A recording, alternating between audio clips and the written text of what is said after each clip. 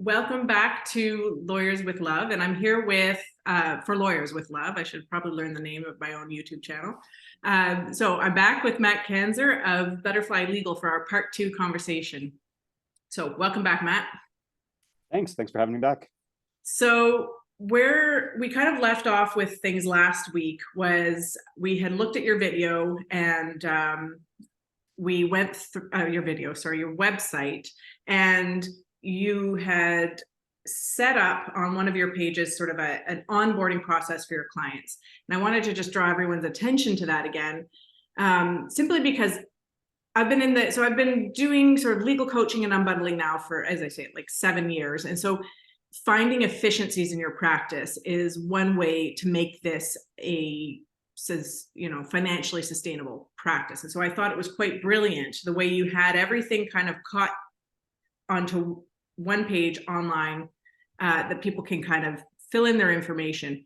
And it's brilliant, one, I think, because it's less touch points for you when you're having a client call. You don't have to talk to them. It takes a lot of admin. I mean, it does on my end here, like 3 or 4 phone calls before sometimes people are giving me their money for a meeting. And for you, it's all organized into one kind of online process. And you had said it was to minimize that friction and potential any barriers to a client signing up and moving forward with their legal issue. So I really did think that was quite brilliant. And I'm really interested to hear how that pans out for you in the future, as you start running your practice and onboarding many more clients.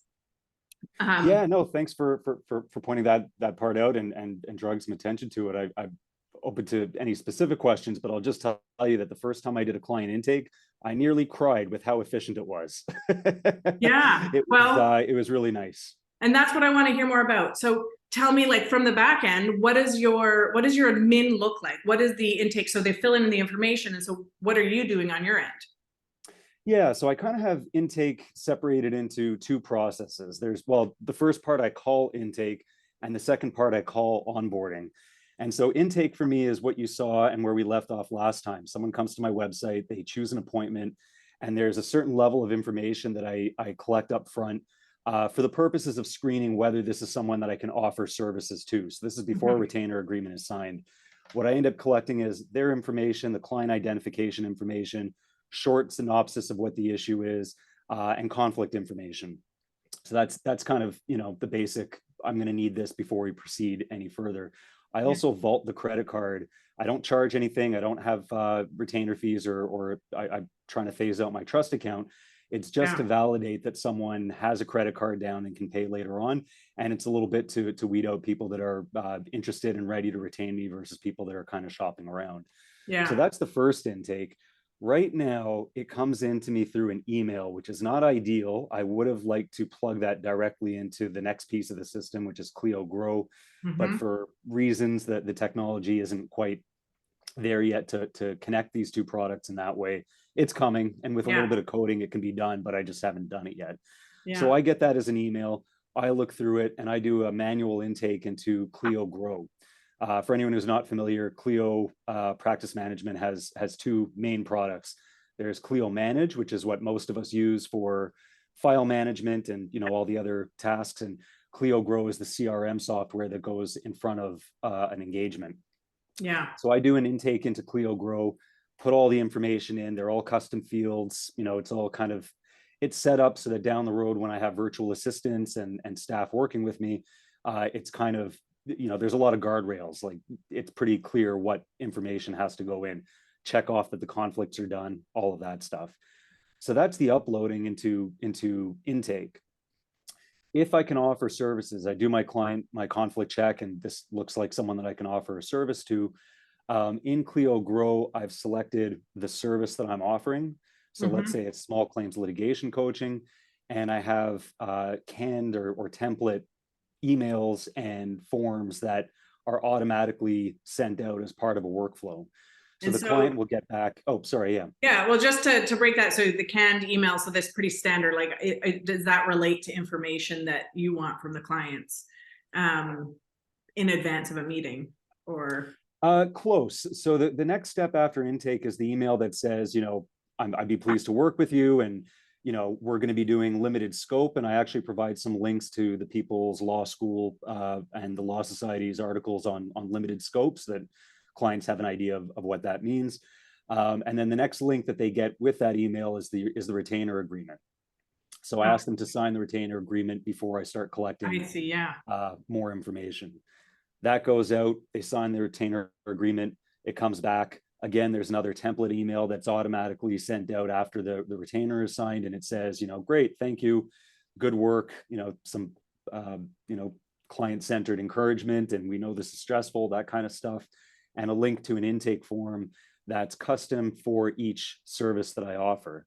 And that intake form is what that's the work, that's the substantive information I collect from clients to prepare for the appointment. So that's really interesting. Like before you even have much to do, I guess you still have that manual entry into Clio Grow, which is actually a bit of a bummer. And I suspect very soon, like their Clio Grow is quite motivated. Clio's motivated to kind of like make this more seamless. And so I suspect you'd soon be able to have a form on your webpage that they would just go connect right to Clio Grow. They do have that. It's just not robust enough. Yeah, I could talk forever about Clio, and like they're getting there. They're 80-90% of the way there. They have a scheduler built in. They have plenty of opportunities for intake forms, but it doesn't quite do what I wanted that first level interaction to look like. But it's open API, so if you have time and motivation, it can be connected. Okay, so great for all those all those tech nerds out there who want to work on that. Please. And so then, but what's really interesting, so everything goes into Clio Grow, and like for anyone who's just setting up their practice or thinking about making their practice a little more automatic, is like that all goes automatic. So you're busy doing your other work, and these emails, the client is getting a lot of touch points. They're working with you. They're becoming more invested in the process, but you're not actually wasting your time doing it. So I think that's really great. Yeah, and it goes two ways. From the lawyer's perspective, obviously we don't want to be, responding with, can you organize these documents better? Or I need can you send me the corporate summary that you have for your defendant company? What we want to do is give them instructions to do a lot of this work on their own, the encouragement that they can do it, and then sort of the guardrails in case they get stuck, so that at least it minimizes, not only the amount of time that we have to spend, but the client frustration, right? How many times do we see clients coming to us for unbundled services for something that, well, the website's here, the form is here, you could do it yourself, and they just, they really need some hand-holding because this is stressful, and we underestimate how difficult it is for people without familiarity. Yeah, no, it's true. And also like familiarity. I mean, I've found in my practice, like the familiarity with even just like spending time at a computer, because a lot of people don't sit and work at a computer all day, right? So having to get onto your computer and type things in, or create sentences. I mean, we read and write for a living, and I think we underestimate how much I guess the reading and writing level and capacity of the average British Columbian. I think I've heard it's like at a third grade level. That's what it could be, but you know what? I don't even think it's the comprehension. I don't think that's the barrier. I honestly think it's the volume and the lack of clarity. I think it's people understand, or at least the clients that I've coached, a lot of them understand when you explain it to them what it is that they have to do in bite-sized chunks. But when they go to a lot of the self-help resources, they're like, it's overwhelming. It's overwhelming. And like they get a brain fog. This is like with anyone who practices in family law who wants to do there's these new forms for the provincial court family, and they are so complicated. And the intention had been to make it more easier for self-represented litigants. And like, I think, very intelligent people got into a room and started parsing stuff out and made something that used to be quite simple into something that was overly complex, and to the point where people get overwhelmed, they get brain fog, and then they freeze and they shut down. 100%. And so 100%. That's also a nice part about the emails or automatic emails going back and forth, is like you can do it in bite-sized chunks. So you can say, okay, thank you for doing that. Good work. Now can you do this? So that's really exactly smart. Yeah, and that's the intention down the road is these emails and all the canned resources and the videos and the guides.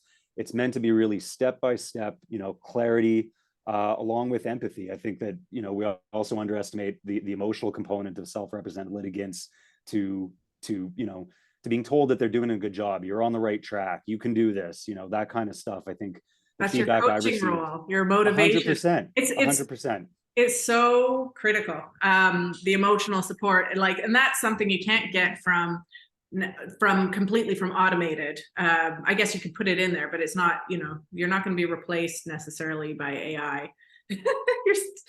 No, 100%. And part of the email, the emails always end, if you need any help, just reply to this email, right? There's no like tickets. You don't have to make another appointment.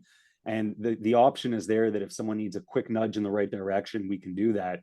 But by giving them the standard resources and the links and the encouragement to do it themselves, my bet, I mean, I've only been practicing with this platform for a little while, but I think in the long run, we'll see that as these resources get built out a little bit more, clients are going to become much more competent in this area of doing some of their own work. Yeah. Okay. So with all that, how much time are you spending, would you say, per day managing, doing admin on your file, on your unbundled legal coaching files? Oh God. I think that's a hard metric to pin down because I've got sort of 3 different jobs and I'm also building Butterfly as a startup. So I'm in sort of that tech world. So I don't know if I could say on a per day. I could tell you that the metric I'm aiming for per appointment is 1 hour of admin at most, and that's beginning to end. That's intake, that's billing, that's follow up, that's everything except for the hour of the appointment itself. And I guess you mentioned the admin, billing, all that stuff. That's opening the file, etc. Like getting. Do you include preparation for that meeting in that hour? I do. Yeah. Because part of the intake, there's the intake, there's the retainer, and then there's the onboarding. Part of the onboarding is to try to get clients to provide information in a way that's very quick for the lawyer, whether it's me or another lawyer I work with, to at a glance know what the issue is. And again, because of the nature of these services, they're not, a lot of these are not complex issues that need hours of research. It's stuff that for most of us that have been practicing for a few years, we kind of know it without having to do too much prep, right? It's a lot of small claims issues. And so 10-15 minutes to maybe take a look around and prepare your notes. Probably 10-15 minutes to get a file from beginning to the appointment, probably 10-15 minutes for billing and, follow up if a bill is not paid. And that's still only 45 minutes. So I think that an hour of admin is achievable. Yeah. So, and then I would imagine actually, even as you have you had many repeat customers at this point? Not many. A lot of the services have been one-offs, but also because of the nature of some of my clients were summary advice clients, so they got their advice and what they decided to do with that, I'm not quite sure. I do follow up in an automated way from Clio Grow a month after the appointment saying, we hope this was helpful. We understand that, about a month later is usually when people need more help. Here's a link to book a follow-up if you need it. Yeah. The clients that have booked follow-up are the ones that are already involved in small claims litigation, and they are booking a follow-up for the next step. Yeah. And that's, I will say, a lesson I've learned through legal coaching and unbundling is that it was a slower start than I realized it would be, simply because, I'd have a client come, and then because they're self-repped, they've got their lives going, they've got their jobs, they've got their children or families or whatever they're doing. And it's like they're not paying as much attention to it as a lawyer could pay attention to it because it's in their free time. And so a file tends to move more slowly because they can't dedicate as much time to it, at least initially. And so I'll have a meeting with someone, and then it might be several months down the road when I hear from them again saying, I finally completed ththose steps. And I mean, this blew my mind initially, but now is just once you've got a rhythm to the practice, I've gotten quite used to. And so I would say even more than a month down the road, you could do like three, Yeah. we have people who call us for a little bit of an intake, and they're just coming back to us now. They came and called us in January. They're like, okay, I'm ready to go ahead. Yeah, yeah. It I mean, takes some time. 100%, but it also speaks to kind of the opportunity that we have to be front of mind whenever they're ready for it. Because if they put it off for 6 or 7 months, that's 6 or 7 months that it's been nagging at them, right? We all have that stuff where we're like, I really got to get back to the dentist, or like, there's something that you really been meaning to get to. And so I don't pretend to fully know the barriers. I expect that a lot of it is just like the anxiety of getting back into a legal issue. And I think that the better job we can all do of putting our services in front of the clients in a non-intrusive way, so that when they're ready on a Sunday morning with a coffee to be like, oh, fine, I'll just do the next step, click, Yeah. step 1, 2, 3, and then it's done.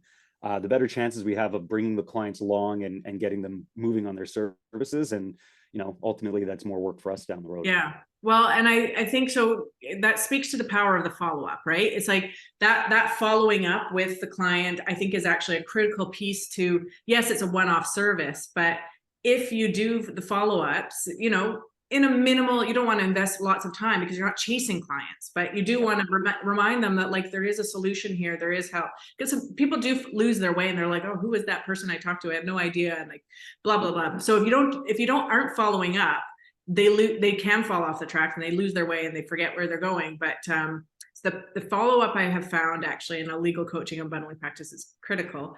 But then the other piece is like being available 24/7 with your system. I mean, you're not working 24/7, but your system is accessible. They can book in. I think that's another really brilliant thing that you've done there that I'm certainly going to be looking at rejigging things to kind of have that more availability. Yeah. Because it is like a hardship if people are working, and especially if they do shift work or whatever, and they have to take time off to make a phone call or to do something, 100%. an email. It's very frustrating, right? Well, one practice tip I can offer. I shopped around for a product to manage intake forms for quite a while, and one of the features that I was a deal breaker for me is if they didn't allow the client to save their progress and return later. Not all products do. The Clio Grow, thankfully, I don't know if it was always there, but it was there when I went back to check. Yeah. So for clients who, especially if it's the onboarding phase when they maybe have to leave and find their income levels, find their documents, find this and that, to have an easy way for them to save their progress and come back is crucial for this kind of. And I'll let you know that you will hear about it if they lose their work. Sure will. I like, it's not happened too much, but it has happened, like especially in the early days of when I was using Clio Grow for those intake forms and stuff. People would, I just worked for hours on this and I lost it. I'm like, I don't have it. I'm sorry. Yeah. If they click save your progress, then it'll get into your system and it'll stay. But no, we've all lost our work and had those moments. Yeah, exactly. Okay, well, I think that kind of answered all of, like, I'm looking through my questions that I had for you as far as like the practice and the admin on your end. How do you feel like, I know it's just early days still for Butterfly, but like, how do you feel differently when you're working with your Butterfly legal, like personally, internally? Do you feel differently working with those clients than you do perhaps with your full representation clients? I mean, it's almost night and day. Full representation clients, I just because I don't have the tools set up right now, I really end up serving those clients in a much more traditional way. It's a lot more back and forth, a lot of emails, a lot of appointments. And those clients, they have more complicated, full service issues. So that makes sense. When I serve clients through Butterfly, it's, a couple dozen now. I still get like that little heart palpitation when I see how quickly and how efficiently the information moves through the system. Even a little thing, right? You send a client an intake form that says, can you describe what happened? The way they describe what happened is automatically added to their file as a custom field. And then that custom field can automatically be put into letters and reports. And it is so much more efficient to hop between different files that, that sort of mental inefficiency that we get as lawyers when you have to switch tracks and remember what a file is about and get into that file. When it's all in front of you on one dashboard, one screen, it reduces my stress levels by quite a bit. I find that I can hop around, help a lot of clients much quicker, and I got the best feedback from a client, I think it was yesterday or the day before. They said, Matt, you make me feel human. Thank you. It's like, oh, I'm sad that hasn't been your experience with other lawyers, but that's what I'm trying for, is to make them feel human. And I get a lot of satisfaction out of that. That's an interesting comment. I've received similar feedback, not to that like extent. And I think what it is that when you take the mechanics of your practice, you make it much more automated, then you have more time to focus on personally being human with the client. And so, and so you're less like weighed down. I find there is a culture that we built up around all of our mechanics and all the stuff that we do as lawyers, and it ends up, and I think that, you know, a function of our being overscheduled or whatever it is, we tend to get away from that just general human connection. So that's really great feedback.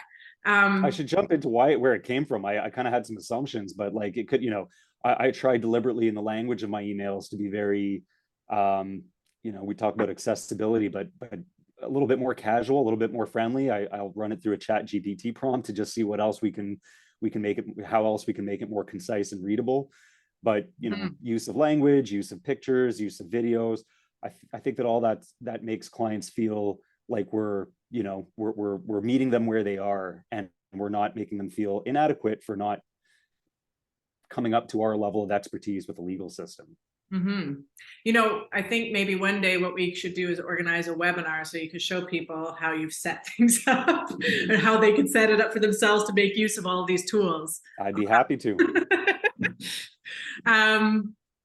Okay, so has there been a personal impact on developing this kind of practice for you yet? Have you noticed like increase, or you've mentioned decreased stress levels? Like, do you? I guess well, that's good. And is that simply from like efficiencies, or what else? Is there anything else going on there?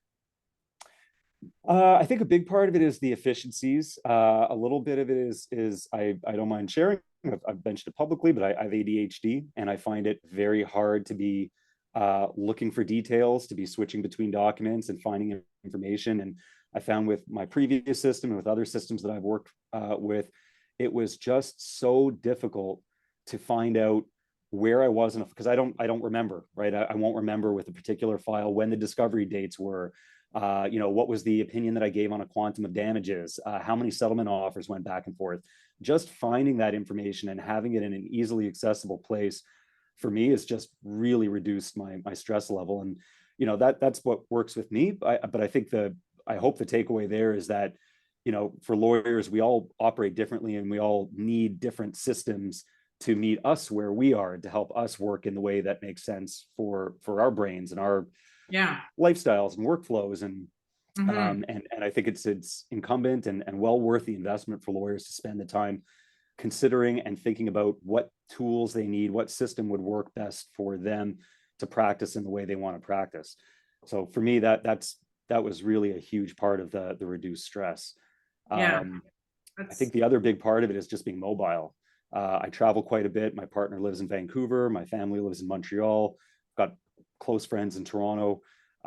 So to be able to still have those connections with the people I care about and not have to completely shut down my practice makes an enormous difference for me. I'm traveling on Sunday to Nashville for the Clio Cloud Conference. I've gone almost every year. It's always a great event. I might join you next year, actually. I was contemplating it for this year, but decided against it. Just, I don't know, regretting that decision now. Oh, you should. They do a good job, and they always choose an interesting place to have the conferences in. So I'll send you the link when we get the early access codes. Well, I'm going to be doing it remotely, but I've, you know, since signing up for remote things, I'm like, I should be doing more in person. I need to be more connected to people. I find them feeling quite isolated these days. So well, you know, what you're hitting on is really, I think, an important point for a lot of lawyers that want to practice in this different way, is finding that community of lawyers that are also doing it. Yeah. You know, it's a relatively small group in Canada and BC. You go to a place like, you know, the Clio Cloud Conference, or, you know, the tech shows, legal tech shows, and you just on the sidelines, you just see what people are working on, and you're like, oh yeah, these guys can do it, I can do it, and that's a good idea, and we're all thinking about it in Yeah. similar ways. So lots of value there.